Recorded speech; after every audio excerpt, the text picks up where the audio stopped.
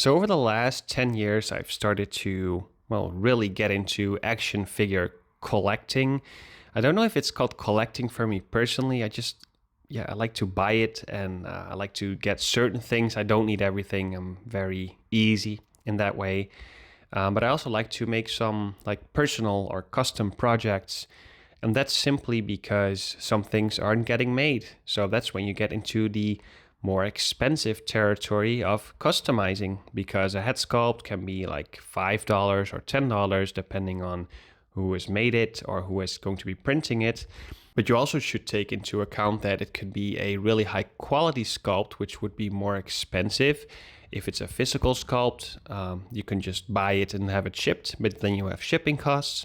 But you can also have someone print it, and those shipping costs also have to be accumulated. So you can just request someone to print it, but they probably say, well, I'm not going to print one head sculpt, so just do a full plate of 25 head sculpts, and then you pay me $100 or $120, which is cheaper, but then you have a lot of head sculpts that you don't use, and you don't really want to sell those head sculpts because you might not have the rights to do so, or yeah.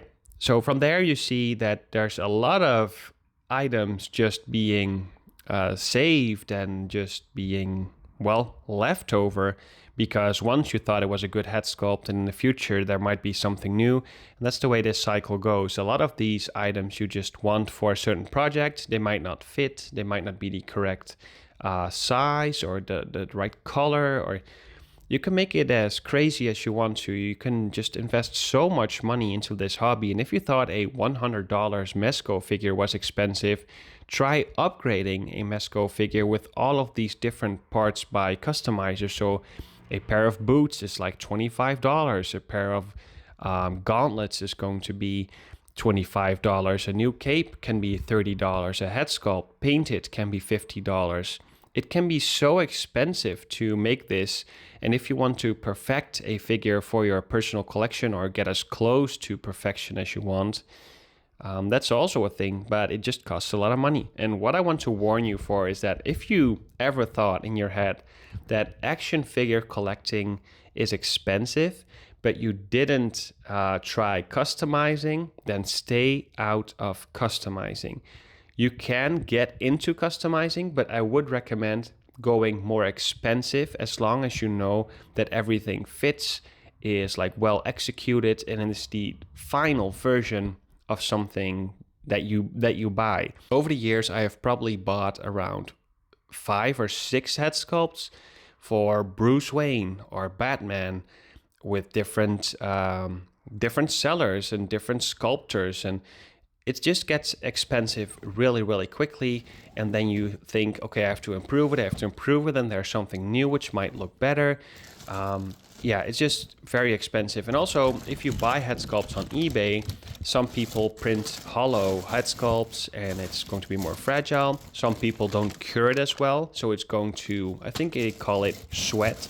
So if you paint it and then you leave it, and it just reacts with the paint, or it starts sweating again, then the paint's going to be messed up, so it's going to be a lot of wasted time. So my thing is, if you want to customize, this can be really, really fun. If you have a lot of extra space, I do have a lot of extra space and a lot of extra tubs with a lot of material, head sculpts, diorama parts, accessories, like flashlights for detective figures and walkie-talkies, to glasses and Batman gauntlets and boots and whatever. You can go as crazy as you like, and I have done that over the years. I have bought a big bulk fodder collection of someone to give me a head start, and then I started to buy a lot of cheap figures to just part out, sell some of the head sculpts, and you can just tell what bodies I have really bought a lot of times because they were so cheap I couldn't pass up on it. And yeah, it's just a lot of figures, especially this top that I have, all of these custom bodies with soft goods. It's like $100 each, and I probably bought those for like $60 to $70 each, and then parted out with some of the accessories. But it's still like $50 each per body, and it's going to be getting really expensive really fast. That's just it with this hobby. This is just cost that you don't really see going up. I probably have thousands of dollars just sitting in tubs, being unused, maybe ever being used. I would probably need a really big table to cover up an entire room, spread everything out, and if you make a project, then I can see what I actually have or what I can use, and I don't even do that. So it's really excessive this way, but it was the cheapest way for me to do so, and it's really fun to search for certain parts and just creating it. But I'm probably like missing a lot of items that I wanted to use for a project, but I just haven't found or just looked over. And yeah, that's just a warning that I want to give. If you go into customizing, it's not that bad to request someone to make it perfect for you if you can't do it yourself, because scaling, materials, the way something is made or holds up over the years, or how accurate something is, or how much of a perfectionist you are, it can really be bad for your wallet to do it this way.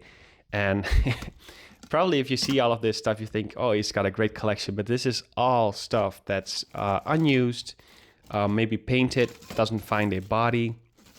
And that's also a thing. If you buy a head sculpt, that's like $15 and you already have a body, that's nice. But if you do like soft goods bodies, every figure is going to be $100. So if you buy a head sculpt, let's say you want to make Don Corleone, you need a body for Don Corleone as well. So a head sculpt is $15, but you just calculate in $100 for a body with soft goods, and that's another $115 or $120. So again, gets expensive very quickly. Be very careful with this hobby.